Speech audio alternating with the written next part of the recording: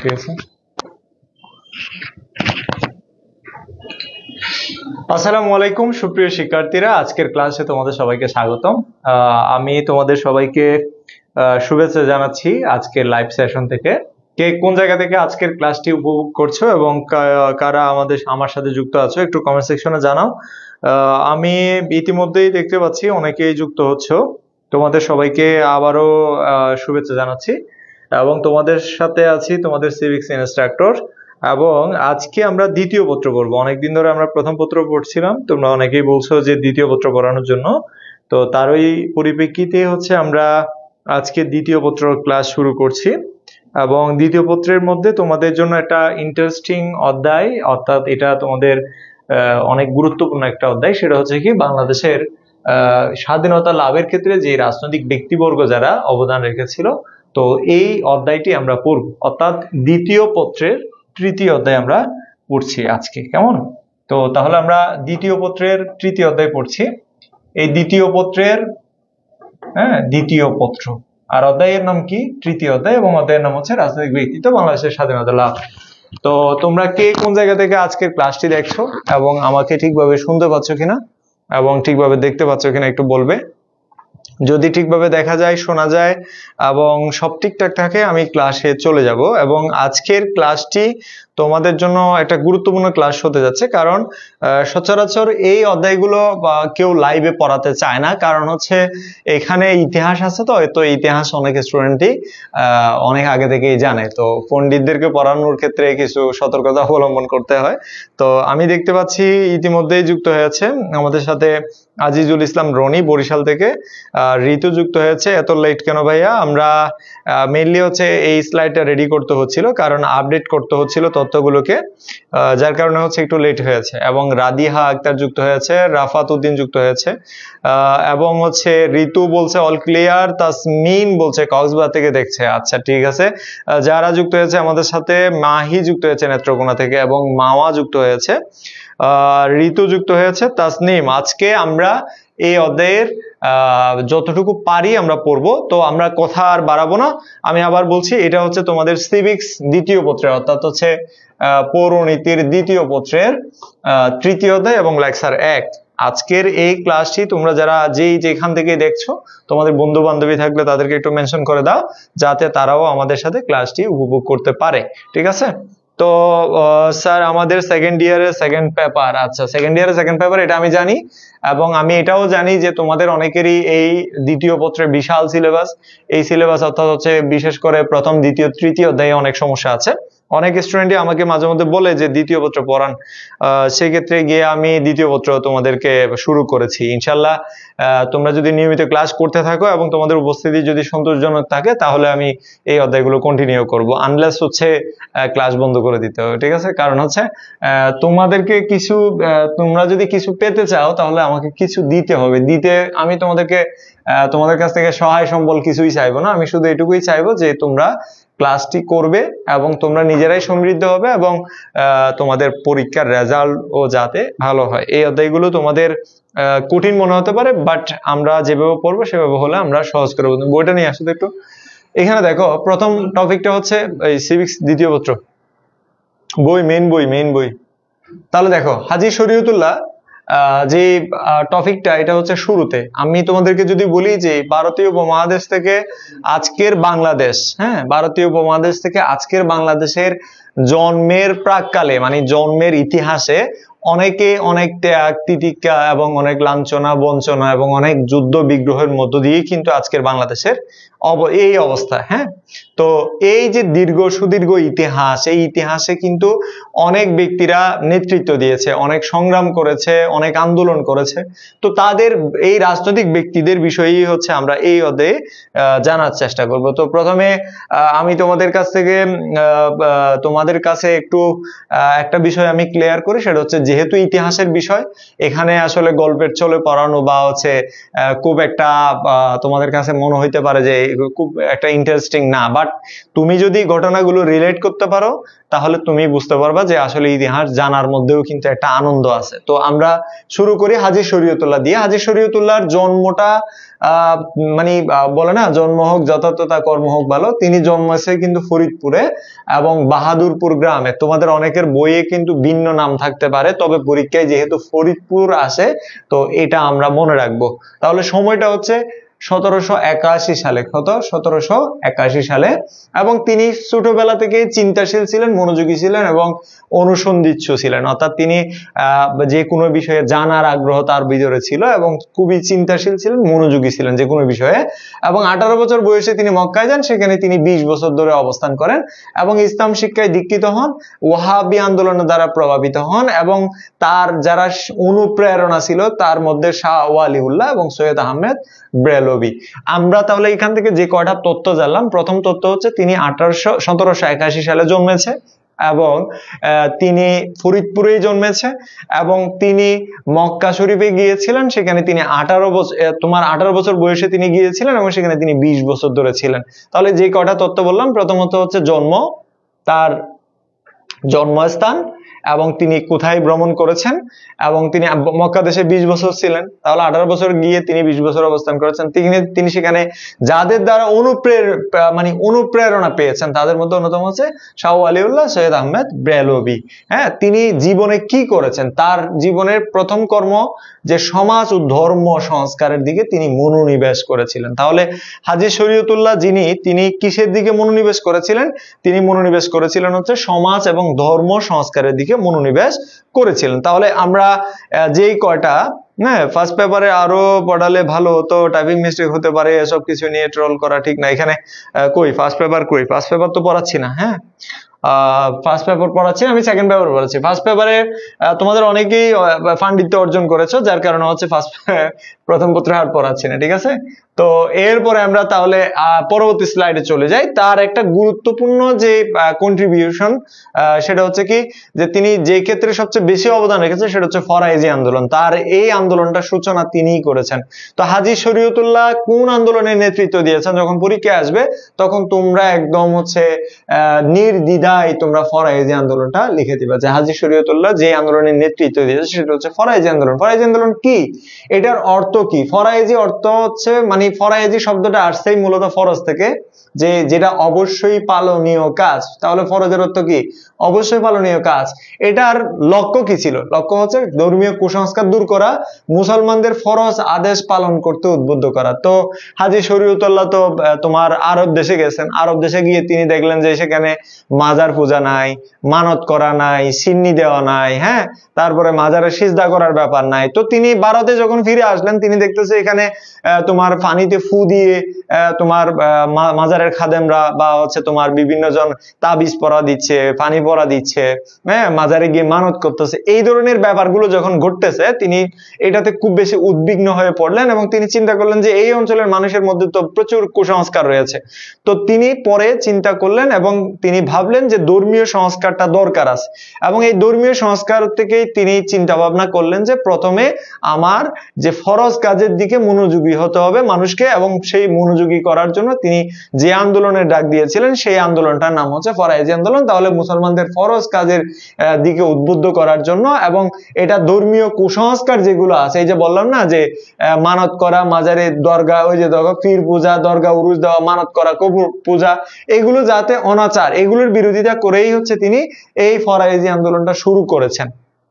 তাহলে তিনি যে নির্দেশনা তিনি দিয়েছেন, ভারতীয় উপমহাদেশের মুসলমানদের যে নির্দেশনা দিয়েছেন, তোমার শাহেদ বিন মানসুরি বলছে যে ভাই মনে হয় শিবির, এখানে শিবিরের সাথে কোনো সম্পর্ক নাই এটার, ফার্স্ট অফ অল। এবং এটা হচ্ছে ফরায়েজি আন্দোলনের যিনি নেতৃত্ব দিয়েছেন তিনি এই কথাগুলো বলেছেন, এটা আমার কোনো কথা না। আমি ব্যক্তিগতভাবে আমি খুবই কম কথা বলি এবং হচ্ছে আমার নিজস্ব কোনো কথা নাই আসলে এখানে। আমি যখন পড়াই তখন আমি নিজের কথার চেয়ে বরং বইয়ের বিষয়গুলোকে বেশি গুরুত্ব দেয়, আমি বাড়তি কথাও বলি না। এই জন্য তোমরা অনেকের কাছে মনে হতে পারে যে শুধু বইয়ের বিষয় পড়ায়, আমি বইয়ের বিষয়ে পড়াচ্ছি।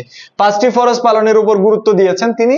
ইসলামী শাসনের প্রতি তিনি তার আনুগত্য এবং ব্রিটিশ ভারতকে দারুল হারব বলে তিনি উল্লেখ করেছেন। এই দারুল হারবের অর্থ কি তোমরা একটু বলো তো? দারুল হারবের অর্থ কি? কমেন্ট সেকশনে দ্রুত কমেন্ট করো। হ্যাঁ, আমি এটা শেষ হলে তোমাদেরকে এমসিকিউ প্র্যাকটিসে দিব, ঠিক আছে? এমসিকিউ টেস্ট হবে, অবশ্যই হবে, এবং টপিক বেসড হবে। আগে এটা পড়বো, দেন আমরা এমসিকিউ প্র্যাকটিস করব 10টা করে, এরপর আমরা আবার তিতুমিরের বিষয়ে যাব, সেখান থেকে আমরা 10টা এমসিকিউ, যেখান থেকে তোমাদের পরীক্ষায় মোস্ট প্রবাবলি প্রশ্ন আসবে সেরকম, ঠিক আছে? কারণ না যুক্ত হয়েছেন আমাদের সাথে, ওয়ালাইকুম আসসালাম। এবং আরো যারা যুক্ত হচ্ছে তোমরা একটু দ্রুত কমেন্টস করো যে দারুল হারবের অর্থ কি, আমাকে একটু বলো এই দারুল হারবের অর্থ কি? হ্যাঁ, আমাকে দেখে কি শিবির মনে হয়? এ শাহেদ বিন মানসুরি? হ্যাঁ, তার মানে কি তুমি কি বুঝাইতে চাইছো? আসলে তুমি কি বুঝাতে চাচ্ছ সেটা একটু ক্লিয়ার করো। দারুল হারবের অর্থ কি বলো? জুমা এবং ঈদের নামাজ বর্জনের নির্দেশ তিনি দিয়েছিলেন। তার মানে তার যে নির্দেশনাগুলো ছিল তার মধ্যে প্রথম নির্দেশনা যে 5টি ফরজ, তোমরা তো নিশ্চয়ই জানো যে তোমার 5টি মুসলমানদের যে প্রধান 5টি ফরজের বিষয়, তো 5টি ফরজের দিকে গুরুত্ব আরোপ করেছেন। দ্বিতীয়ত হচ্ছে ইসলামী শাসনের প্রতি তার আনুগত্য, অর্থাৎ তিনি বলছে যে ইসলামী শাসন প্রতিষ্ঠা না হইলে এই অঞ্চলের মুসলমানদের দুঃখ দুর্দশা কখনো দূর হবে না। তিনি মেইনলি এখানে ধর্ম সংস্কারের দিকে মনোযোগী হতে গিয়ে তিনি খেয়াল করলেন এই জনপদের মানুষেরা আসলে মুক্ত না, ফ্রি না, সবাই হচ্ছে কার অধীনে? ব্রিটিশ শাসনের অধীনে। তো ব্রিটিশ শাসনের অধীনে তো ধর্ম চর্চা করা যাবে না, এই জন্য তিনি ইসলামী শাসনের প্রতি আনুগত্য প্রকাশ করেছেন। বিধর্মীর রাজ্য, বিধর্মীর রাজ্য, ভেরি গুড। হ্যাঁ, যারা পারতেছ না তারা আস্তে আস্তে ক্লাস থেকে চলে যাচ্ছে। হ্যাঁ, তো এখানে দেখো, এরপরে যারা পারতেছে তাদের কাছে বিষয়গুলো ভালো লাগবে। যেমন ঈদের নামাজ এবং জুমার নামাজ বর্জনের কথা বলছে কেন? কেন বলছে? কারণ তিনি বলতেছে যে এই অঞ্চলটা হচ্ছে দারুল হারব, এর মানে হচ্ছে বিধর্মীদের দেশ। কেন বিধর্মীদের বলছে? কারণ হচ্ছে তিনি দেখলেন যে এই অঞ্চলের শাসক কারা? বিধর্মী কারা? অর্থাৎ ব্রিটিশরা। হ্যাঁ, তো ব্রিটিশরা যেহেতু তারা বিধর্মী, তো তারা যেহেতু এই অঞ্চলের শাসক, তো বিধর্মীদের অধীনে ঈদের নামাজ এবং জুমার নামাজ পড়া দরকার নাই। তিনি বলছে যে এটা, অর্থাৎ বিধর্মীদের অধীনে ঈদের নামাজ এবং জুমার নামাজ পড়ার কোনো প্রয়োজন নাই, এটাই বলছে বিধর্মীদের রাজ্য। এই জিনিসটাই হচ্ছে তিনি উল্লেখ করছে। তাহলে বিধর্মীদের রাজ্য বলছে দারুল হারব, এবং তিনি জুমার নামাজ এবং ঈদের নামাজ বর্জনের জন্য মুসলমানদেরকে পরামর্শ দিয়েছিলেন। পরবর্তীটা যেটা, সেটা হচ্ছে কি, যে তাকে যারা সমর্থন করত, কারা তাকে সমর্থন করতো? অর্থাৎ হাজী শরীয়তুল্লাহকে কারা সমর্থন করতো? প্রধানত করতে হচ্ছে কারিগর, কৃষক, তাঁতি, জেলে, অর্থাৎ নিম্নবিত্ত মুসলিম যারা আছে তারাই হচ্ছে হাজী শরীয়তুল্লাহকে সমর্থন করত। বুঝতে পারছো? কারা? যে যে দেশের শাসক কাফের। হ্যাঁ, এক্স্যাক্টলি এটাই। হ্যাঁ, তো মেইন জিনিসগুলো আগে আমাদেরকে জানতে হবে, ঠিক আছে? ওয়াফিকা নূর। আচ্ছা, এখানে যে বিষয়টা বললাম যে সমর্থক শ্রেণী কারা ছিল, তাহলে কারা হাজী শরীয়তুল্লাহকে সমর্থন দিত? গরিব, কৃষক, কারিগর এবং হচ্ছে তাঁতি, জেলে, এরাই হচ্ছে সমর্থন দিত। সামাজিক নেতৃত্বের ক্ষেত্রে তিনি দেখো জমিদার ও ইংরেজ নীলকরদের শোষণের বিরুদ্ধে সংগঠিত ধর্মীয় আন্দোলন ধীরে ধীরে সামাজিক ও রাজনৈতিক রূপ নেয়। তাহলে প্রথমে ছিল ধর্মীয় সংস্কার আন্দোলন, ধর্মীয় সংস্কার আন্দোলন, পরে কি হইলো? পরে হচ্ছে এটা সামাজিক রাজনৈতিক রূপ লাভ করলো। তাহলে ধর্মীয় সংস্কার আন্দোলন সামাজিক রাজনৈতিক রূপ লাভ করলো। আমরা একটু এর পরেরটাতে চলে যাই। ফরাইজি আন্দোলনের যে প্রতিক্রিয়া, যে ফরাইজি আন্দোলন যেটা হয়েছে, এর ফলে মুসলমানদের মধ্যে আত্মপরিচয় বোধ তৈরি হয়েছে। যে এর আগে তো মুসলমানরা তোমার মানত করা, দরগায় উরুস করা, এই ধরনের একটা মানে কি ছিল, যে প্রবণতা ছিল। তো মানত করা, দরগায় তোমার মাজার পূজা বা এই ধরনের বিষয়গুলো ছিল। তো এই যে বিষয় থেকে বের হয়ে আসা, মুসলমানদের নিজেদের পরিচয় সৃষ্টি করা, আত্মপরিচয় বোধ তৈরি করা, এটা সচেতনতা বেড়েছে। দ্বিতীয়ত হচ্ছে আত্মপরিচয় এবং আত্মপ্রত্যয় এবং আত্মশুদ্ধি, অর্থাৎ কুসংস্কার থেকে বের হয়ে আত্মশুদ্ধির অনুপ্রেরণা যেটা, সেটা মুসলমানরা পেয়েছে। তাহলে ফরাইজি আন্দোলনের প্রভাব যদি পরীক্ষায় আসে, এখান থেকে সিকিউ প্রশ্ন আমি তোমাদেরকে দেখাবো কিভাবে হয়। অধিকার সচেতনতা বেড়েছে, অধিকার সম্পর্কে সচেতন হয়ে ওঠে এবং প্রতিবাদী মানসিকতা তৈরি হয়, এবং জমিদার ও নীলকরদের বিরুদ্ধে সংগঠন গড়ে ওঠে। যেমন ধরো সংগঠিত হয়ে ওঠে, অর্থাৎ কৃষক, তাঁতি, জেলে, কামার, কুমার, যারা সাধারণ মুসলিম যারা ছিল, তারা কাদের বিরুদ্ধে উঠে পড়ে লাগে? জমিদার ও নীলকরদের বিরুদ্ধে। কেন? কারণ জমিদার এবং নীলকররা সেই সময় অতিরিক্ত শোষণ করত, ঠিক আছে? তারা চলে যাচ্ছে তাই। আচ্ছা, তো এইখানে যে বিষয়টা বললাম, জমিদার ও নীলকরদের বিরুদ্ধে যে সংগঠনের কথা আমি বললাম, সেটা হচ্ছে কি যে মানে মোটামুটি জমিদার এবং নীলকরদের যে শোষণ, অতিরিক্ত শোষণ, সেই সময়ে তারা অতিরিক্ত কর আরোপ করেছে, অতিরিক্ত খাজনা আদায় করতেছে যে কৃষকদের কাছ থেকে, যার কারণে কৃষকদের অর্থনীতি ভেঙে পড়েছিল এবং কৃষকরা বাধ্য হয়ে যে তোমার নীলকর এবং জমিদারদের বিরুদ্ধে অস্ত্র ধারণ করার জন্য তারা সংগঠিত ঐক্যবদ্ধ হয়েছিল। এরপর একটা হচ্ছে কি যুক্তিবাদী মনোভাব, যে কেন আমি আসলে মাজার পূজা করব, কেন আমি মানত করব, কেন কুসংস্কার আমি ডুবে থাকবো, কেন আমি তাবিজ দিব, হ্যাঁ, কেন আমি হচ্ছে পানি ভরা দিব, এই যে বিষয়গুলো, এই বিষয়গুলো থেকে যে আস্তে আস্তে আস্তে আস্তে আস্তে আস্তে যে তোমার মুসলমানদের মনের মধ্যে অর্থাৎ এই ধরনের কুসংস্কার বিরোধী মনোভাব গড়ে উঠতে শুরু করে। তাহলে ফরাইজি আন্দোলন শুধু এটা মানে ঠুনকো কোনো আন্দোলন না, এটা হচ্ছে বিশাল একটা ব্যাপার যেটা পরবর্তীতে ভারতীয় উপমহাদেশের মুসলমানদের মধ্যে একটা পরিবর্তন নিয়ে আসে, বিশেষ করে বাংলার মুসলমানদের। তো রাজনৈতিক যে বিষয়টা ঘটছে সেটা হচ্ছে, প্রথমে এটা ছিল ধর্মীয় সংস্কার বিষয়, হ্যাঁ, তিনি ধর্ম সংস্কারের বিষয়টা ছিল, ধর্মীয় সংস্কার ছিল। পরে যেটা ঘটলো সেটা হচ্ছে কি, ধর্মীয় সংস্কার থেকে এটা রাজনৈতিক আন্দোলনের দিকে রূপ লাভ করলো, এবং রাজনৈতিক আন্দোলনের ক্ষেত্রে যিনি নেতৃত্ব দিয়েছেন, হাজী শরীয়তুল্লাহর পুত্র দুদু মিয়া সেই আন্দোলনের নেতৃত্ব দিয়েছেন। এবং দুদু মিয়া 1862 সালে তিনি মৃত্যুবরণ করার পরে এই আন্দোলন কিছুদিন চালু থাকে, তারপরেই হচ্ছে এই আন্দোলন তোমার চিরকালের জন্য বন্ধ হয়ে যায়, অর্থাৎ ফরাইজি আন্দোলনটা ওই পর্যন্তই সমাপ্ত। ফরাইজি আন্দোলনের ক্ষেত্রে যে হাজী দুদু মিয়া, অর্থাৎ ফরাইজি আন্দোলনের নেতা হাজী শরীয়তুল্লাহর পুত্র, এই দুদু মিয়ার আসল নামটা কি বলো? দুদু মিয়ার আসল নামটা কি বলো? বলো। আকিয়া ফ্রিন, এটা ক্লাসটা হচ্ছে সিভিক্স ক্লাস, সিভিক্স ক্লাসের আমরা দ্বিতীয় পত্র পড়ছি। হাজী দুদু মিয়ার আসল নামটা বলো। তোমরা তোমাদের কমেন্ট সেকশনে জানো, যারা বই নিয়ে ক্লাসে পড়তে বসছো তোমরা কিন্তু এটা জানার কথা। হাজী দুদু মিয়ার আসল নামটা কমেন্টস করো দেখি।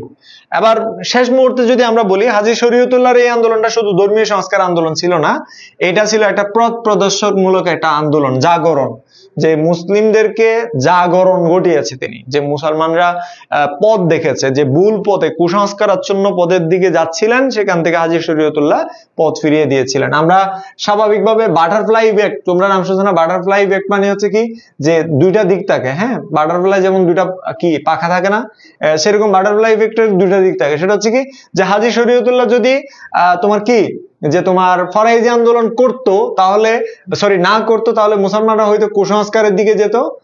আর যখন তিনি আন্দোলনটা করলেন এবং এই জায়গায় যখন আন্দোলন করলেন, তাহলে সেটা কি সংস্কারের দিকে বা জাগরণের দিকে মুসলমানরা আস্তে আস্তে যেতে শুরু করলো। ঠিক আছে, তোমরা Maulana Mohammad Mohsen Uddin, very good, very good. Sorad Hossain, thank you so much.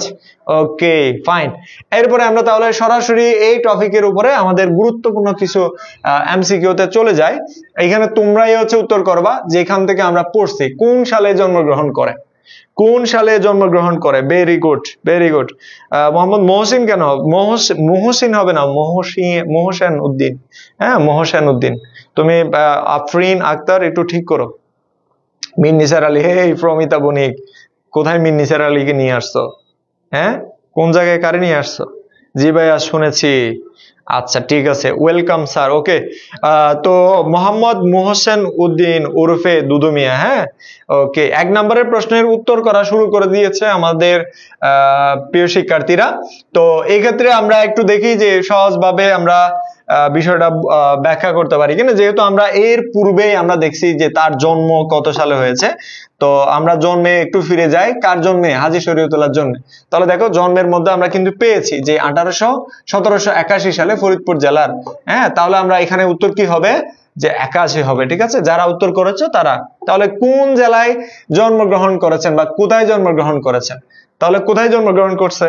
কোথায় জন্মগ্রহণ করছে? স্যার আমি সামনে ফাইনাল এক্সাম, ফার্স্ট পেপার আরো পড়লে ভালো হতো। তোমার একার ভালো হইলে হবে না ইমরান। ইনবক্সে আসি ভাইয়া ডাকো, আবার কমেন্টে আসি স্যার ডাকো, এটা কোন ধরনের? হ্যাঁ, এখানে দেখো যে হাজী শরীয়তুল্লাহ কোথায় জন্মগ্রহণ করেন। এই ভদ্রলোকের একটা কুকীর্তি আমি বলি, এই ইমরান সাহেব যেটা করছেন সেটা হচ্ছে কি, যে সে আমাকে মানে ইনবক্সে মেসেজ দেওয়া শুরু করছে যে স্যার এরকম এরকম ব্যাপার, যে আমি দুই একটা ইনবক্সের কথাগুলো না বলি, জাস্ট এটুকুই বলি, যে সে আমাকে স্যার বলে শুরু করছে। কিছুক্ষণ পরে দেখি সে এডিট করে দিয়ে যে স্যারের জায়গায় ভাইয়া লাগাই দিছে। হ্যাঁ, তোমার কাছে আমি কোন জন্মের ভাইয়া হইলাম? আমি তোর কোন জন্মের ভাইয়া একটু বলো তো। যে আমি কোন জন্মের ভাইয়া হয়ে তোমার পৃথিবীতে আসলাম, আমি তোমাকে আমি চিনি না, জানি না। হ্যাঁ, তুমি অ্যাজ এ স্টুডেন্ট হিসেবে পড়তেছো, অ্যাজ এ টিচার হিসেবে আমাকে যে স্যার বলো বা টিচার বলো। হ্যাঁ, এখানে ভাইয়ার ব্যাপারটা নাই, ভাইয়া মানে সাইয়া। হ্যাঁ, তো মেয়েদের ক্ষেত্রে তো একদমই রেস্ট্রিক্টেড, যে মেয়েরা আমাকে ভাইয়া ডাকাটাই ওদের জন্য রেস্ট্রিক্টেড। তো ছেলেদের ক্ষেত্রে সেই তুমি আমার স্টুডেন্ট, একটা মানে তুমি যদি আমার কাছ থেকে শুধু এটাই শিখো যে ফরিদপুর জেলা বাহাদুর তুমি আমার ছাত্র, হ্যাঁ, বিশ্বাস করো আর না করো, এটা যদি মানতে না পারো তাহলে তুমি সারা জীবনেই ওই ছাত্রের অবস্থায় থেকে যাবে, তুমি এই জায়গায় আসতে পারবে না।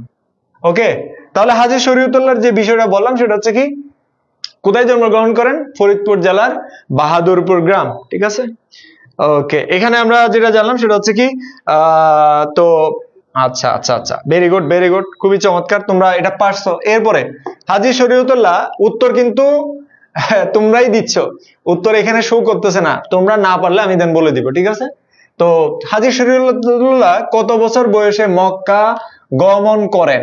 খুবই একদম মানে একদম ইন জেনারেল কিছু এমসিকিউ, যে এমসিকিউ গুলো তোমাদের পরীক্ষায় আসে, কিন্তু তোমরা মনে করো যে এই ধরনের প্রশ্ন আসতেই পারে না, বাট পরীক্ষায় আসে ইন জেনারেল প্রশ্ন।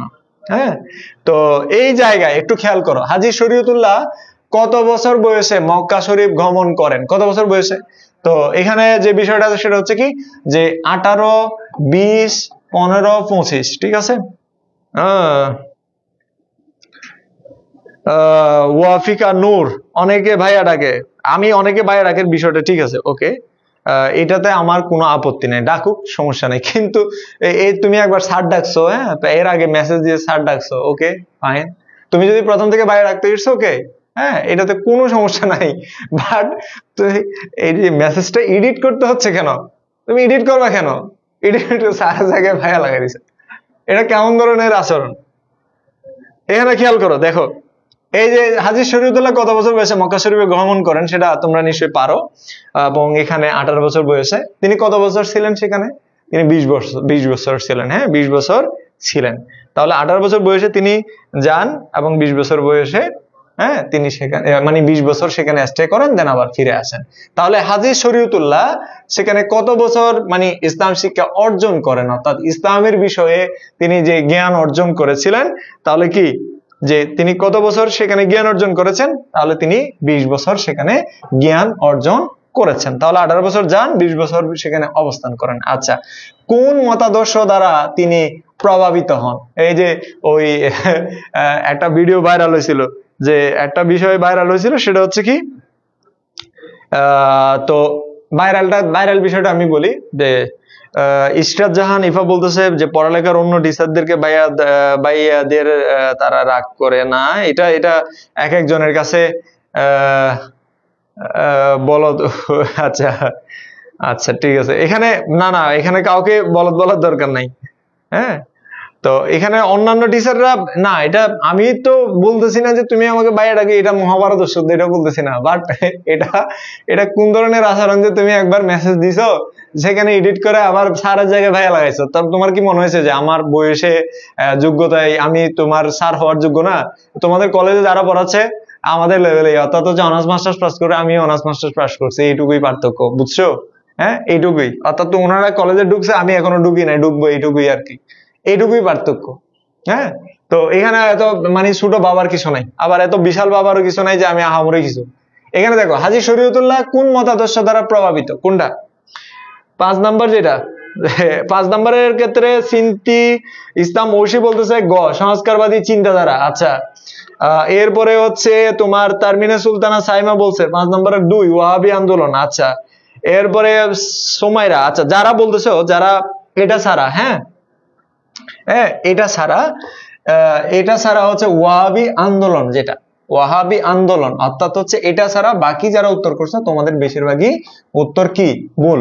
তাহলে দেখো ওয়াহাবি, তাহলে তিনি কোন মতাদর্শ দ্বারা প্রভাবিত? ওয়াহাবি মত। তো এটা তো স্পষ্টভাবে বলাই আছে যে তোমাদের এই আলোচনার মধ্যেই কিন্তু ছিল। এরপরে কি, ফরায়েজি শব্দের উৎস কোন শব্দ থেকে? এটাও তোমরা নিশ্চয়ই পারবে, ফরজ শব্দ থেকে ফরায়েজি। ফরজ অর্থ কি বলো তো? ফরজ অর্থ কি? ফরজ অর্থ কি? এটার অর্থ কি বলো? এটা তো উত্তর আমরা জানি, এটার অর্থ কি বলো? এগুলো তোমাদের পরীক্ষায় আসবে এমন, ঠিক আছে? হ্যাঁ, এখানে তোমাদের আবার বলছি, এটা তোমাদের পরীক্ষায় আসবে, বাট তোমাদের কাছে মনে হইতে পারে খুব সহজ, ইন জেনারেল প্রশ্ন, কিন্তু এগুলাই আসবে, তোমরা পরীক্ষার খাতায় গিয়ে দেখবে যে এগুলাই আসছে। ফরজ শব্দের অর্থ কি? পরীক্ষায় জ্ঞানমূলকে চলে আসবে। ফরজ শব্দের অর্থ জ্ঞানমূলকে চলে আসবে। এরপরে আমরা যাই যে ফরাইজি আন্দোলনের মূল উদ্দেশ্য কি ছিল? ফরাইজি আন্দোলনের মূল উদ্দেশ্য কি ছিল? এটা উত্তর করার চেষ্টা করো। হ্যাঁ, এটা উত্তর করার চেষ্টা করো। রাজনৈতিক স্বাধীনতা অর্জন, ধর্মীয় কুসংস্কার পরিত্যাগ ও ফরজ আদেশ পালন নিশ্চিত করা, ইংরেজ শাসনকে সমর্থন করা, নতুন ধর্ম প্রতিষ্ঠা করা। কোনটা উত্তর? কোনটা? যা অবশ্যই পালনীয়। আচ্ছা, ভাইরাল বিষয়টা বললেন না। ভাইরাল কি? ভাইরাল বিষয় অবশ্যই পালনীয়। আচ্ছা, অবশ্যই পালনীয়, ভেরি গুড। ফরজত্ব অবশ্যই পালনীয়, ওকে ফাইন। ফরজত্ব অবশ্যই পালনীয়, চমৎকার। তোমরা অনেকেরই খুব সৌন্দর্যজনক উত্তর, অবশ্যই পালনীয়। পড়তে রায়ান পড়তে বসছে। এই রায়ান পড়তে আসলেই বসছো তুমি, নাকি কিচেন রুম থেকে গিয়ে মায়ের সাথে গল্প করতে করতে ক্লাস করতে? যা অবশ্যই পালন করতে হয়। আচ্ছা, যা অবশ্যই পালনীয়, যা অবশ্যই পালন করতে হয় না, অবশ্যই পালনীয়। হ্যাঁ, এটা বইয়ে যেরকম আছে ওইরকমই লিখবে, যেহেতু জ্ঞানমূলক প্রশ্নে আসবে তো এই জন্য ওইভাবেই লিখবে, ঠিক আছে? ওকে, এটার উত্তর 7-এর বি বলেছে, ধর্মীয় কুসংস্কার। এটাই হচ্ছে উত্তর, ধর্মীয় কুসংস্কার পরিত্যাগ এবং ফরজ আদেশ পালন নিশ্চিত করা। মানে আমি যে শরীয়তুল্লাহর বিষয় বলতেছি তো এই জন্য মনে হচ্ছে খুব সহজ। হ্যাঁ, আসলে শরীয়তুল্লাহর বিষয়গুলো সহজ, বাট আমরা তিতুমিরের এই দুটার পরে হচ্ছে তিতুমিরে যাব। হাজী শরীয়তুল্লাহ, এই যে দেখো রাজনৈতিক চেতনা, তোমার হাজী শরীয়তুল্লাহ যে এখানে দেখো 9 নম্বরে যেটা, সরি 8 নাম্বারটা হয় না মনে হয়, এটা 8 নাম্বারটা হচ্ছে কি, ব্রিটিশ ভারতের শাসন ব্যবস্থাকে কোন নামে অবহিত করেন? ব্রিটিশ ভারতের শাসন ব্যবস্থাকে তিনি কোন নামে অবহিত করেছেন এবং এটার বাংলা কি? হ্যাঁ, এটার বাংলাও কিন্তু আমি তোমাদেরকে দেখাইছিলাম, ঠিক আছে? ভাই পড়ার সময় আমি অন্য কিছু করি না। Very good, very good Rayan, very good. Okay, তো এখানে যেটা বললাম সেটা হচ্ছে কি, যে তোমার ব্রিটিশ ভারতে শাসন ব্যবস্থাকে কোন নামে অবহিত করা হয়? এটা 8 নাম্বারটা বলো। 8-এর বি বলেছে, 8-এর বি বলেছে ওয়াফিকা নূর, বি বলেছে দারুল হারব। Very good. আবার তোমরা এটা অনেকে যে দেখো, তোমরা এটা লিখতে গিয়ে, পরীক্ষা লিখতে গিয়ে তোমার গোবিন্দ রটা শেষে বটা প্রথমে, এভাবে লিখবা না, এটা ভুল, ঠিক আছে? সঠিক হচ্ছে দারুল হারব। এরপরের প্রশ্ন সেটা হচ্ছে যে তোমার 1818 সালে দেশে ফিরে হাজী শরীয়তুল্লাহ কোন বিখ্যাত চিন্তাবিদ ও বিপ্লবী নেতার আদর্শ অনুপ্রাণিত হন? শেখ মুজিব, মাও সেতুং, শাহ ওয়ালিউল্লাহ এবং সৈয়দ আহমদ বেহলভী এবং নেলসন ম্যান্ডেলা। কোনটা? বিধর্মীদের রাজ্য। আচ্ছা আচ্ছা, ওকে, সবাই পারতেছো। দারুল হারাব, বিধর্মীদের রাজ্য, ওয়াফিকা হারব। ওকে, ঠিক আছে। এরপরে প্রশ্ন, এটা তাহলে কি, এটা কি হবে? 9 নম্বরটা কি হবে? 9 নম্বরের উত্তর দেখতে পাচ্ছি আমি, 9 নম্বরে 2 বলেছে, 9 নম্বরে 2 শাহ ওয়ালিউল্লাহ এবং হচ্ছে সৈয়দ আহমেদ বেহলভী। এরপরে ফরাইজি আন্দোলনের রাজনৈতিক চেতনার সূচনা ঘটাতে পারে কে, মানে ঘটাতে পরে কে নেতৃত্ব দিয়েছে? অর্থাৎ এক্ষেত্রে কে নেতৃত্ব দিয়েছে? এখানে কে নেতৃত্ব দিয়েছে? অর্থাৎ হাজী শরীয়তুল্লাহর পরে কে নেতৃত্ব দিয়েছে? তোমাদের কাছে মনে হইতে পারে আমি যে এমসিকিউ গুলো 1 থেকে 10টা দিছি, এগুলো তোমাদের কাছে মনে হইতে পারে যে খুবই সাধারণ এমসিকিউ। হ্যাঁ, অত্যন্ত সাধারণ এমসিকিউ, বাট এখানে যে একটা অসাধারণ কাজ ঘটে গেছে সেটা তোমরা বুঝতে পারবা তখনই যখন তোমরা পরীক্ষার খাতায় পরীক্ষা দিতে বসবা। হ্যাঁ, তোমাদের কাছে মনে হবে যে খুবই সাধারণ এমসিকিউ, হ্যাঁ এগুলো তো পারি, ওকে ফাইন। কিন্তু তোমরা এই জায়গায় যে বেশিরভাগ স্টুডেন্টই হচ্ছে এই ঘুরে ফিরে এগুলোই ভুল করে এবং এগুলোই পরীক্ষা আসে এবং এখান থেকেই তোমরা উত্তর করে ভালো নাম্বার পাবে, ঠিক আছে? 10 নম্বরে 2 বলেছে। ওকে, এরপরে আমরা যাই পরবর্তী প্রশ্ন। আমরা এটা হচ্ছে আমাদের সিকিউ প্রশ্ন, যেখান থেকে আমরা কি পাই, যেখান থেকে আমরা সৃজনশীল প্রশ্ন আমরা উত্তর করি, ঠিক আছে? এখানে দেখো জ্ঞানমূলক প্রশ্ন দেখছো, অনুধাবনমূলক প্রশ্ন দেখছো। এটা হচ্ছে মানে বিভিন্ন ইয়ারে যে তোমাদের বোর্ড কোয়েশ্চেন আছে না, বোর্ড কোয়েশ্চেন আসে, উদ্দীপকে মনোযোগ দিয়ে পড়ো। এই উদ্দীপকটা মনোযোগ দিয়ে পড়তে বলছে যে ব্রিটিশ শাসনে একজন বাঙালি যুবক মাত্র 18 বছর বয়সে মক্কা শরীফে যান। তাহলে এই যে তোমাদেরকে একটা এমসিকিউ পড়াইলাম না যে কে 18 বছর বয়সে মক্কা শরীফে যান, বা হাজী শরীয়তুল্লাহ কত বছর বয়সে মক্কা শরীফে যান, এই যে 18 বছর বয়সটা, এটাই হচ্ছে তোমার উদ্দীপকটা চিনার একটা ওয়ে। এবং এরপরে কি, সেখানে তিনি ইসলামী শিক্ষা লাভ করেন, ওয়াহাবি মতবাদে, দেখো ওয়াহাবি মতবাদ, এটাও আরেকটা হচ্ছে এমসিকিউ ছিল, যেটা ওয়াহাবি মতবাদের কথা। দেশে ফিরে তিনি ধর্মীয় সংস্কারের মনোনিবেশ করেন, এটাও একটা এমসিকিউ এর মধ্যে ছিল। তাহলে লাইনে লাইন এমসিকিউ দেখো। তিনি ফিরে দরগায় উরস পূজা, মানত ও লালন পূজাকে ধর্মীয় কুসংস্কার বা অনাচার বলে ঘোষণা করেন। পরে তার অনুসারীদের ফরজ বা অবশ্যই পালনীয় কর্তব্য কথা জানান। এই লক্ষ্যকে সামনে রেখে একটি ধর্ম সংস্কার আন্দোলন গড়ে তোলে। তাহলে তার যে ধর্মীয় সংস্কার আন্দোলন নাম কি? যে তোমার ফরায়েজি আন্দোলন। তাহলে কোথায় কত সালে জন্মগ্রহণ করে? নিশ্চয়ই তোমরা পারবা। এবং এখানে ফরায়েজি আন্দোলন কি? তাহলে প্রথমেই বলতে হবে ফরায়েজি শব্দটি ফরজ শব্দ থেকে আসছে, অথবা ফরজ শব্দ থেকে ফরায়েজি শব্দটা আসছে। ফরজ শব্দের অর্থ অবশ্যই পালনীয়। হাজী শরীয়তুল্লাহ 5টি ফরজ পালনের কথা যে বলেছেন, এবং সেই ফরজের উপর ভিত্তি করে তার যে আন্দোলন, ধর্মীয় সংস্কার আন্দোলন, সেটার নামই হচ্ছে কি? ফরায়েজি আন্দোলন। খুব ইজিলি সহজে উত্তর করতে পারবা, ঠিক আছে? এরপরে এখানে দেখো গ নাম্বার প্রশ্ন। উদ্দীপকে বর্ণিত ধর্মীয় সংস্কারের সাথে তোমার পাঠ্য বইয়ের কোন মনীষীর সাথে মিল খুঁজে পাওয়া যায়? হাজী শরীয়তুল্লাহ। খুব ইজিলি উত্তর করতে পারবে। এটা সিকিউর প্রশ্নটা, এতটা মানে তোমাদের কাছে এগুলোই আসবে হচ্ছে তোমাদের বোর্ড কোয়েশ্চেন। হ্যাঁ, এইরকম এই টাইপস এর প্রশ্নগুলোই আসবে। এরপর আমরা চাই তিতুমিরের বিষয়টা, আমরা তিতুমিরের বিষয়টাও আজকে পড়ে ফেলবো, ঠিক আছে? সময় যদিও বা এত বেশি নাই, তিতুমিরের বিষয়টা একটু মনোযোগ দিয়ে দেখলে তোমরা বুঝতে পারবা যে সৈয়দ মীর নিসার আলী উর্বে তিতুমির কখন, ঠিক আছে? এখানে যেটা বললাম যে সেটা হচ্ছে কি তিতুমির, যে জন্ম তার প্রকৃত নাম হচ্ছে সৈয়দ মীর নিসার আলী। সৈয়দ মীর কি? নিসার আলী। এবং তিনি এখানে তোমাদের অনেকের বইয়ে একটা সাল ভুল আছে, সেটা হচ্ছে জন্ম। হ্যাঁ, তিতুমিরের জন্মটা যাদের কাছে মুজাম্মেল স্যারের বই, ওখানে কিন্তু 86 দেওয়া আছে, এটা হচ্ছে 82। এটা কারেকশন করে নিবা। 24 পরগনা জেলার চাঁদপুর গ্রামে জন্মগ্রহণ করে। ছোটবেলা থেকেই তিনি ধর্মপ্রাণ, সাহসী এবং সুদর্শন ছিলেন। কোরআনে হাফেজ ছিলেন। বাংলা, আরবি, ফার্সি ভাষায় তিনি পারদর্শী ছিলেন এবং ধর্মীয় শিক্ষার পাশাপাশি দার্শনিক চিন্তায় তিনি বিশেষ জ্ঞান অর্জন করেন। তিনি ওই যে একটু বডি বিল্ডিং টাইপের ছিল আর কি। হ্যাঁ, মাসাল টাসাল ছিল। তো সেই জমিদারের লাঠিয়াল বাহিনীর প্রধান ছিলেন। হ্যাঁ, লাঠিয়াল বাহিনী বুঝো তো, মানে সেই সময়ে লাঠিয়াল বাহিনী ছিল। এখন তো পুলিশ বাহিনী হচ্ছে তোমার কাজগুলো করে, আগে হচ্ছে লাঠিয়াল বাহিনী ছিল। লাঠিয়াল বাহিনী জমিদারের নিরাপত্তা নিশ্চিত করতো। তো জমিদারের লাঠিয়াল বাহিনীর প্রধান ছিলেন। এবং ওই যে বললাম না, তিনি একটু বডি বিল্ডিং টাইপের ছিলেন, এবং এই জন্য তিনি একটু কুস্তি টুস্তি খেলতো, এবং অস্ত্র চালনার ক্ষেত্রেও তার একটা পারদর্শিতা ছিল। তাহলে তিনি কি কি ভাষায় কথা বলতেন এটা একটু আমাদের জানা লাগবে। কোরআনে হাফেজ ছিলেন, আরবি, ফার্সি এবং বাংলা ভাষায় কথা বলতেন, এবং ছোটবেলা থেকেই তিনি ধর্মপ্রাণ, সাহসী এবং সুদর্শন ছিলেন, অর্থাৎ একটু হচ্ছে সুদর্শন টাইপের ছিলেন আর কি। এবং তার জন্মটা আমরা মনে রাখবো, তার প্রকৃত নামটা আমাদের এমসিকিউতে আসে বা জ্ঞানমূলক প্রশ্নে আসে। তাহলে আমরা এইটুকু জানলাম তিতুমির সম্পর্কে। তাহলে প্রথমে জানলাম হচ্ছে তার জন্ম 1700 কত, 1700 স্পষ্টভাবে এখানে লেখা আছে 82। তোমাদের অনেকের বইয়ের মধ্যে ভুল আছে। হ্যাঁ, ওকে। এরপরে যেটা, সেটা হচ্ছে কি, যে তোমার ছোটবেলা থেকে তিনি ছিলেন ধর্মপ্রাণ এবং কোরআনে হাফেজ ছিলেন, এবং তিনি বাংলা, আরবি, ফার্সি ভাষায় তিনি পারদর্শী ছিলেন।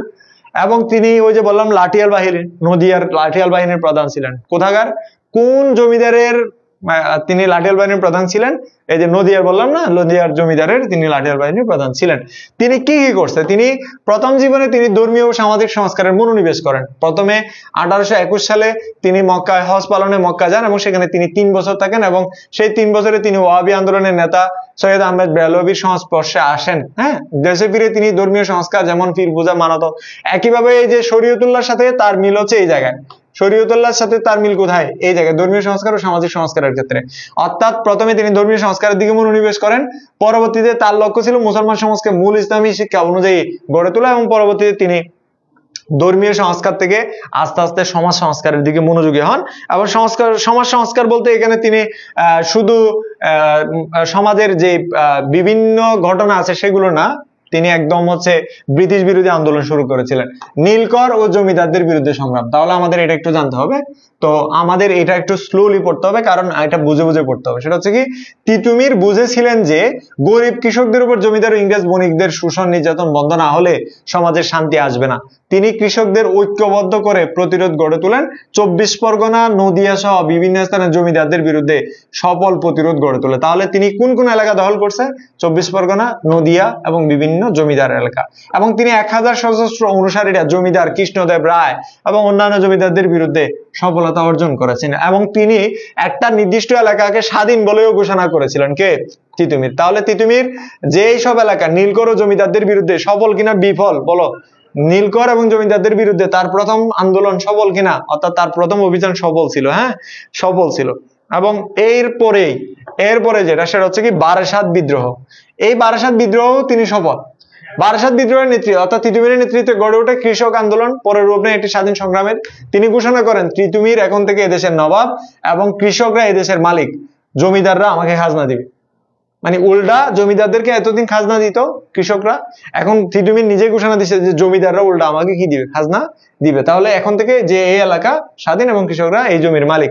কারণ জমির মালিক কৃষকরা ছিল না, জমির মালিক ছিল হচ্ছে জমিদাররা। এই জন্য হচ্ছে তিতুমির ঘোষণা করলে যে এখন থেকে জমিদাররা মালিক নয় বরং কৃষকরাই হচ্ছে এই জমির মালিক। এবং এই বিদ্রোহ ইতিহাসে বারাসাত বিদ্রোহ নামে পরিচিত। ইংরেজরা এই আন্দোলনকে তিন ভিন্ন খাতে প্রবাহিত করার জন্য মুসলিম এবং হিন্দুদের বিভাজন, অর্থাৎ হিন্দুদেরকে বলতেছে কি যে তিতুমির একজন কট্টর তোমার উগ্র মুসলিম। হ্যাঁ, তিতুমির একজন কি কট্টর উগ্র মুসলিম, যাতে হিন্দুরা তিতুমিরের পিছন থেকে সরে যায়। এবং এই ইংরেজরা এটা করেও যখন হচ্ছে তোমার পারতেছিল না তিতুমিরের প্রতি বা তিতুমিরের বিরুদ্ধে, তখনই হচ্ছে তোমার ইংরেজরা একদম সশস্ত্র জেমস স্টুয়ার্টের নেতৃত্বে যে বাঁশের কেল্লা আক্রমণ করে বসেছিলেন। আমি তোমাদেরকে বাঁশের কেল্লার ঘটনাটা বলি যে একদম শেষের দিকে চলে আসছে আমরা। ইংরেজদের বিরুদ্ধে প্রতিরোধ গড়ে তুলতে তিতুমির নারকেলবাড়িয়া নামক স্থানে দুর্গ নির্মাণ করেন। তাহলে কোথায়, যে তিতুমির নারকেলবাড়িয়া নামক স্থানে, ইতিহাসে বাঁশের কেল্লা নামে পরিচিত। এবং এটা ছিল 1831 সালে 14 নভেম্বর কর্নেল স্টুয়ার্টের নেতৃত্বে। তাহলে কার নেতৃত্বে? কর্নেল স্টুয়ার্টের নেতৃত্বে 1831 সালে একটি বাহিনী, সশস্ত্র বাহিনী, অর্থাৎ হচ্ছে একদম সুসজ্জিত ব্রিটিশ বাহিনী, এরা হচ্ছে অস্ত্র নিয়ে এসে তিতুমির সহ তার অনুসারী যারা ছিল তাদেরকে যে তোমার একদম আক্রমণ করে এবং তাদেরকে অনেককে ফাঁসিতে ঝুলিয়ে অনেককে কারাদণ্ড দিয়ে, অনেককে মৃত্যুদণ্ড দিয়ে তাদের এই আন্দোলনটাকে নস্যাৎ করে দেয়। এক কথায় বলতে গেলে তিতুমিরের এই আন্দোলনটা ছিল একটা হচ্ছে তোমার মানে একটা বিপ্লবিক পরিবর্তন। কেন? কারণ ইতিপূর্বে ব্রিটিশদের বিরুদ্ধে কেউ অস্ত্র ধারণ করে নাই, ইতিপূর্বে কোনো বাঙালি ব্রিটিশ বিরোধী আন্দোলন করেন নাই। ফর দ্য ফার্স্ট টাইম যিনি করেছেন তিনি হচ্ছে তিতুমির। এই কারণে তিতুমিরকে বলা হয় যে প্রথম বাঙালি ব্রিটিশ বিরোধী বাঙালি শহীদ। হ্যাঁ, তাহলে প্রথম কোন বাঙালি ব্রিটিশ বিরোধী আন্দোলন করে শহীদ হয়েছেন? তাহলে সেটা হবে তিতুমির। এখানে তার সহচরদের মধ্যে আমরা মনে রাখবো যে তোমার মিসকিন শাহর কথা মনে রাখবো। হ্যাঁ, মিসকিন শাহর নামটা আমরা মনে রাখবো, ঠিক আছে? ওকে, ক্লাস তো আসলে সেই জাহিদ হাসান ক্লাস করলেই তো জানবে, ক্লাস না করলে তো জানবে না। হ্যাঁ, অনেক দুর্ভাগা আছে যে তারা মনে করতেছে যে আমি এখানে গল্প পড়ার জন্য আসি বা গল্প বলতেছি, এরকম কিছু না। জাস্ট আমি তোমাদেরকে যে জিনিসটা লাগবে সেটাই পড়াচ্ছি। আমি যখন হচ্ছে পেইড বেসে পড়াই তখন এগুলো আরো ডিটেলসে পড়াই। জাস্ট আমি এখানে তোমাদের মানে যেটাকে আমি বলি পরীক্ষায় আসবে এরকম হলে সেটা পড়াচ্ছি, না হলে সেটা এড়িয়ে যাচ্ছি, ঠিক আছে? তাহলে আমরা একটু পরীক্ষায় আসি এরকম কয়েকটা এমসিকিউ দেখি। তার আগে তিতুমিরের অবদান নিয়ে একটু কথা বলি। তিনি তিতুমিরের যে অবদান সেটা হচ্ছে কি কৃষকদেরকে জাগিয়ে তুলেছে। তিনি কৃষকদেরকে জাগিয়ে তুলেছে কারণ তিনি প্রায় 83,000 কৃষক শ্রমিকদেরকে ঐক্যবদ্ধ করে একটা বাহিনী তৈরি করেছিল। এই 83,000 বাহিনী নিয়েই হচ্ছে তিনি ব্রিটিশ বিরোধী আন্দোলন শুরু করেছিল। এই 83,000 বাহিনীর কথা উল্লেখ আছে হান্টারের বইয়ে। হ্যাঁ, এগুলো ডিটেলস আলোচনা আর কি, এগুলো যত বেশি বইয়ে মানে পরীক্ষায় আসে না, তারপরে একটু করে বলতেছি, তোমরা যারা একটু জানার আগ্রহ আছে।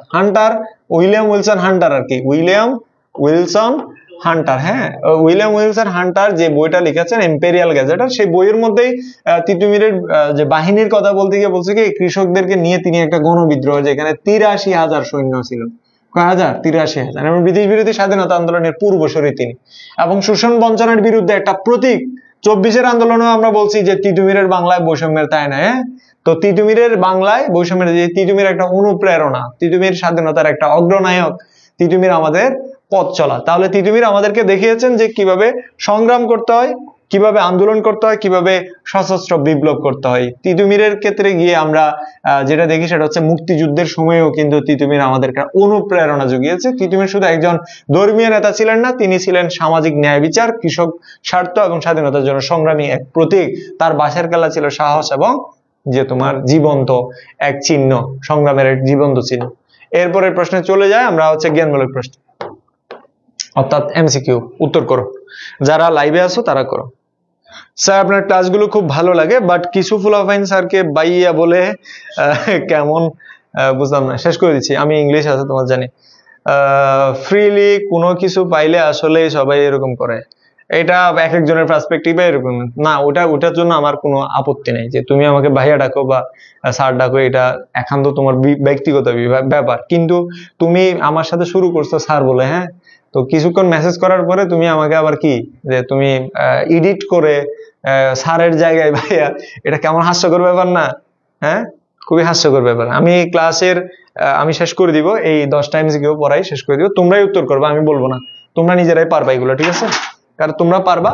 কিন্তু কেন আমি এগুলো দিলাম, ওই যে বললাম না যে উদ্দীপক আসলে যাতে তুমি উত্তর করতে পারো, যে কনফিউজড যাতে না হও যে এটা তিতুমির কি শরীয়তুল্লাহ নাকি অন্য কেউ। হ্যাঁ, okay okay, very good very good. Syed Mir Nisar Ali, হ্যাঁ, সৈয়দ মীর নিসার আলী। কেন তিতুমির বলতেন জানো তোমরা তাকে? তিনি অনেক বেশি তিতু খাইতেন। তিতু মানে হচ্ছে তিতা জাতীয় খাবার, অর্থাৎ তিনি তিতু ওষুধ খাইতেন। এটা ওষুধ, তার এমন একটা ওষুধ মানে রোগ হয়েছিল, তার দাদা তার জন্য আনছিল হচ্ছে তিতা ওষুধ। তো সবাই যেখানে মুখে দিতে পারতো না, সেখানে তিতুমির অনেক আনন্দ নিয়ে উৎসাহ নিয়ে সেই তিতা খাইতো। হ্যাঁ, এই জিনিসটা। এরপরে প্রশ্ন, তিতুমির কোথায় জন্মগ্রহণ করছে? এটা আবার বাংলাদেশের চাঁদপুর না, 24 পরগনার চাঁদপুর মানে বুঝছো তো, এটা হচ্ছে পশ্চিমবঙ্গে, বর্তমান কলকাতার ওইদিকে। ওকে, বলো বলো বলো বলো বলো বলো।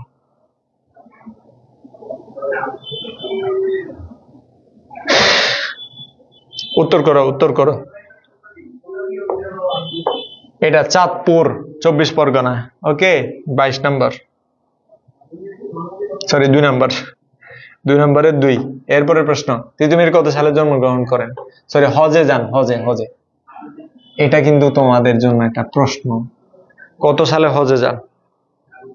করো, কমেন্টস করো, কত সালে হজে যান? 3 নাম্বারটা উত্তর করো, দেখি পারো কিনা।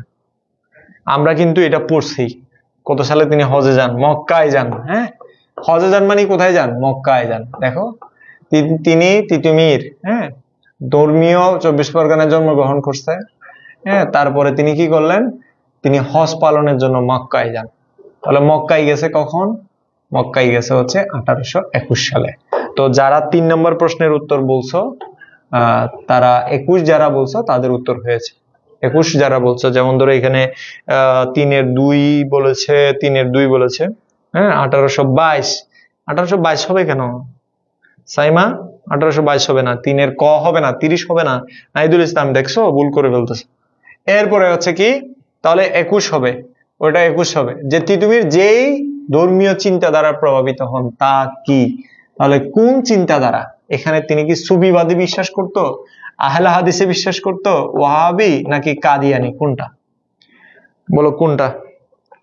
কামরুন নাহার উত্তর হয়েছে, ইসরাত জাহান উত্তর হয়েছে, রুদ্রদেব রুদ্র উত্তর হয়েছে, ওয়াফিকা উত্তর হয়েছে, নিলয় উত্তর হয়েছে, এবং হচ্ছে স্যার আমার বুকে 22 দিছে। আচ্ছা, এরপরে ইসরাত জাহান বলছে 2, সৌরাত হাসান বলছে গ। ভাই আগে আপনাকে কেমন যেন একটা লাগতো, ভাবতাম আপনার অনেক বেশি রাগ, অনেকদিন ক্লাস করে বুঝলাম আমি ওরকম না। আচ্ছা ঠিক আছে, ইয়াসমিন হক ইস্যু, একটা মানুষকে তুমি জানার জন্য সেই মানুষটা সম্পর্কে শুধু আউটলুক দেখে সেই মানুষটা সম্পর্কে জাজ করা ঠিক না। হ্যাঁ, ওই যে যেটা বলে আর কি, যে যেমন চকচক করলে শোনা হয় না, আবার বলে যে কি যে বইয়ের কভার দেখে বই বিবেচনা করা যায় না, সেরকম আর কি। হ্যাঁ, যাই হোক, এখানে এটার উত্তর তোমরা নিশ্চয়ই পারবে, এটা ওয়াহাবি মতাদর্শ। আমি আবার বলছি, ওয়াহাবি মতাদর্শ। হাজী শরীয়তুল্লাহ বলো বা তিতুমির বলো, তিতুমির কাদের বিরুদ্ধে প্রথম প্রতিরোধ গড়ে তোলে? এটা একটু বলো।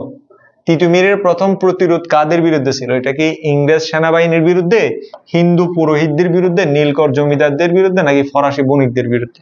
কাদের বিরুদ্ধে? তিতুমিরের যে প্রথম প্রতিরোধ, হ্যাঁ, তিতুমিরের প্রথম প্রতিরোধ কি? কাল হিস্ট্রি এক্সাম, সরি ক্লাসটা কন্টিনিউ করতে পারলাম না, আমি এখনই শেষ করে দিব, এখানে কন্টিনিউ করার কিছু নাই আর। হ্যাঁ, প্রায় আর 5টা এমসিকিউ পড়াবো, দেন হচ্ছে শেষ করে দিব, ঠিক আছে? নাহিদুল ইসলাম বলছে গ, নীলকর ও জমিদার। ঠিক আছে, ভেরি গুড। এরপরে বাঁশের কেল্লা কোথায় নির্মাণ করা হয়? হ্যাঁ, বাঁশের কেল্লা কোথায় নির্মাণ করা হয়? খুবই ইন জেনারেল প্রশ্ন, বাট পরীক্ষায় এগুলাই আছে। বাঁশের কেল্লায় কোথায়, বাঁশের কেল্লা কোথায় নির্মাণ, বাঁশের কেল্লা কোথায় নির্মাণ করা হয়? কোথায় নির্মাণ করা হয় বলো? বারাসাত, চাঁদপুর, নারকেলবাড়িয়া, গোবরডাঙ্গা। কোথায়? নারকেলবাড়িয়া এটা কিন্তু একটা জায়গার নাম, বুঝছো? 6 নম্বরের উত্তর করো। প্রমিতা বণিক করেছে 6 নম্বর। তোমরা যারা, ভেরি গুড। যারা নারকেলবাড়িয়া বলছো ভেরি গুড। তোমাদের যেহেতু জিয়া স্যার এখন বসে আছে, আমি শেষ করে দিচ্ছি। বারাসাত বিদ্রোহে তিতুমির নিজেকে কি ঘোষণা করেন? বারাসাত বিদ্রোহে পরে তিতুমির নিজেকে কি বলে ঘোষণা করে? তিনি কি নিজেকে রাজা বলে ঘোষণা করেন, নিজেকে মুক্তিযোদ্ধা বলে ঘোষণা করেন, নাকি নবাব বলে, নাকি পীর বলে? কোনটা? এটাই বলো তোমরা এবার। তিনি কি বলে ঘোষণা করেন 7 নম্বরের ক্ষেত্রে? 7 নম্বরটা বলো। 7 নম্বরে তিনি নিজেকে কি বলে ঘোষণা করেন বলো তো? 6 এর সি, শিওর। আচ্ছা ঠিক আছে। 7 নম্বরের কি নবাব বলে ঘোষণা করেন? তারমিন সুলতানা সাইমা, জাহিদুল হাসান গ, নারকেলবাড়িয়া। আচ্ছা 6 নম্বরের পরে 7 নম্বরে আছে আমরা দিবা নবাব বলেছে। তাহলে আমরা একটু দেখি, অনেকে কনফিউজড আছে যে নবাব কিনা, আমরা সেটাই দেখবো। আমরা জাস্ট হচ্ছে এই যে দেখো, তিতুমির নিজেকে এই যে বারাসাতের পরে তিনি যে কৃষক আন্দোলন রূপ দেয়, ঘোষণা দেন যে আমি এই দেশের নবাব। দেখছো কোটেশন থেকে প্রশ্ন আসছে, আমি এই দেশের কি, এখন এই দেশের নবাব। তাহলে তিনি যে কৃষকদের কি মওকুফ করে দেন, খাজনা মওকুফ করে দেন, জমিদার ভাগ করে দেন। শেষ করে দিচ্ছি। এরপর হচ্ছে তিতুমির কত সালে শহীদ হন? এটা তো তোমরা সবাই পারবে। তিতুমিরের সালটা হচ্ছে এটা, এটা পরীক্ষায় অনেক সময় আসে, বেশিরভাগ সময় আসে। প্লিজ এটা তোমরা মনে রাখবো, ভুলে যাও না। এটা মনে রাখার একদম সহজ। 31 31 31 31, এটা মনে নেই, 1831 ফর দ্য ফার্স্ট টাইম তিনি মারা গেছেন, যে প্রথম বাঙালি ব্রিটিশ বিরোধী আন্দোলনের। আর নিচের কোনটি তিতুমিরের একজন ঘনিষ্ঠ সহচর ছিলেন? এই যে আমি তোমাদের বললাম যে ঘনিষ্ঠ সহচর কে ছিলেন। এখানে আমি তোমাদেরকে মিসকিন শাহর কথা বলছিলাম, বাট এখানে আসছে আরেকজনের নাম, মিসকিন শাহ। মিসকিন শাহ এর কথা বলছিলাম, বাট এখানে আসছে আরেকজনের নাম, যার নামটা তোমাদেরকেই বলতে হবে। ঠিক আছে ভাইয়া, ক্লাসের পিডিএফটা কি দেওয়া যায় না? আমি ক্লাসের পিডিএফটা দেওয়ার ব্যবস্থা করব। ঠিক আছে, তোমাদেরকে গ্রুপে দিতে বলবো, এখনই দিতে বলবো। ঠিক আছে, এটার উত্তর করো, এটার উত্তর করো।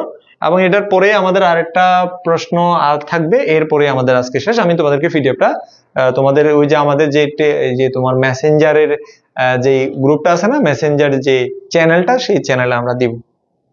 তো তোমরা নিশ্চয়ই জানো 26 বেসের আমাদের কিন্তু একটা বেস চলছে, যেটা আমরা গোল্ডেন বেস বলে থাকি। এটা প্রথম বছর এবং দ্বিতীয় বছর দুইটাই আমরা কমপ্লিট করব প্রায় 6 মাস থেকে 7 মাস এই সময়ে। তোমাদের অর্থাৎ দ্বিতীয় বর্ষ পুরোটাই আমাদের একটা নার্সিং এর মধ্য দিয়ে তোমাদের যাবে। প্রত্যেক দিনই 2 ঘন্টা করে ক্লাস চলবে এবং প্রত্যেকটা ক্লাসই তোমাদের এরকম ইন্টারেক্টিভ হবে আশা করছি। এবং তোমরা সেই বেসে ভর্তি হলেও তোমরা পারো। গোলাম মাসুম, ভেরি গুড। গোলাম মাসুম যারা বলেছো তোমাদের উত্তর হয়েছে, আর বাকিরা যারা ভুল উত্তর দিয়েছো তোমাদের উত্তর হয় নাই। যেমন ধরো রুদ্র এখন 8 নম্বরে আছে, তো গোলাম মাসুম বেশিরভাগই উত্তর সঠিক দিয়েছে। তো তিতুমির আন্দোলনের প্রধান উদ্দেশ্য কি ছিল? প্রধান উদ্দেশ্য ছিল হচ্ছে, তিতুমির আন্দোলনের প্রধান উদ্দেশ্য ছিল হচ্ছে কৃষক ও ধর্মীয় সংস্কার, রাজনৈতিক দল গঠন, জমি দখল করা, ইংরেজদের সাথে চুক্তি করা। কোনটা? এখানে কৃষক ও ধর্মীয় সংস্কারটাই ছিল হচ্ছে কি তার প্রধান উদ্দেশ্য। উত্তর হচ্ছে এটা। তো আজকের মতো পরীক্ষার পেছানোর কি কোনো চান্স আছে ভাইয়া? না, নো চান্স, নো চান্স, একদমই পিছাবে না। তবে বৃষ্টি হবে, তোমাদের অনেকে পরীক্ষা দিতে পারবে না, প্রচুর বৃষ্টি হবে, অনেকে পরীক্ষা দিতে পারবে না। আজকের মতো এখানেই থাকলো, তোমাদের নেক্সট ক্লাসে দেখা হবে ইনশাআল্লাহ। তোমাদের এরপরে ক্লাস হবে ইংলিশ ক্লাস, তোমাদের জিয়া স্যার তোমাদের ইংলিশ ক্লাস নেবে ইনশাআল্লাহ। তোমাদের ভালো লাগবে ক্লাস, তোমরা অবশ্যই ক্লাসে যুক্ত হবে। ঠিক আছে, যারা বলছো যে তোমাদের মেসেঞ্জার চ্যানেল পাও নাই, তোমাদের জন্য আমি কি করতে পারি? দাঁড়াও, আমি তোমাদেরকে একটু মেসেঞ্জার চ্যানেলের লিঙ্কটা আমি তোমাদেরকে একটু দিয়ে দিই, কেমন? মেসেঞ্জার চ্যানেলের লিঙ্কটা আমি তোমাদেরকে একটু দিয়ে দিই, কি বলো? হ্যাঁ, তোমরা বললে আমি তোমাদেরকে মেসেঞ্জারের যে লিঙ্কটা আছে সেই লিঙ্কটা আমি তোমাদেরকে কোথায় দিব? তোমাদেরকে আমি কমেন্ট সেকশনে দিব। ঠিক আছে, আমি কমেন্ট সেকশনে দিচ্ছি, তোমরা নিয়ে নাও, সেখান থেকে জয়েন হয়ে নাও। ঠিক আছে, এই যে দিছি মেসেঞ্জার। ওকে, ভালো থাকবে সবাই, কিন্তু লেখাটা দিলে ভালো হবে। আচ্ছা দিছি, আমি লিঙ্কটা দিছি, দিয়ে দেন স্যার। লিঙ্ক দিছি, এই যে একটু আগে দিছি। আর সেটা যদি তোমরা না পাও, আমি তোমাদেরকে কিভাবে দেখাই দেখো। আমাদের যে পেজ আছে, এদিকে দেখো, তোমরা এইখানে দেখো, আমাদের যে পেজ আছে না, পড়ালেখা পেজ, এই পড়ালেখা পেজে যাবা, পড়ালেখা পেজে গিয়ে এখানে একটু স্ক্রল করে এই যে দেখো পোস্ট আছে না, পোস্ট অপশনে যাবা, পোস্ট অপশনে গেলে অর্থাৎ পোস্ট অপশনে থাকলে অ্যাবাউটে না, পোস্ট অপশনে গিয়ে এই যে ক্লাস লিঙ্ক আছে না, একটা পড়ালেখা ক্লাস লিঙ্ক, এই ক্লাস লিঙ্কে ক্লিক করলেই কিন্তু তোমরা ওই চ্যানেলের মধ্যে ইন করতে পারবা। ঠিক আছে, এটা আহামরি কোনো ব্যাপার না, তোমরা খুব ইজিলি এটাতে যুক্ত হতে পারো।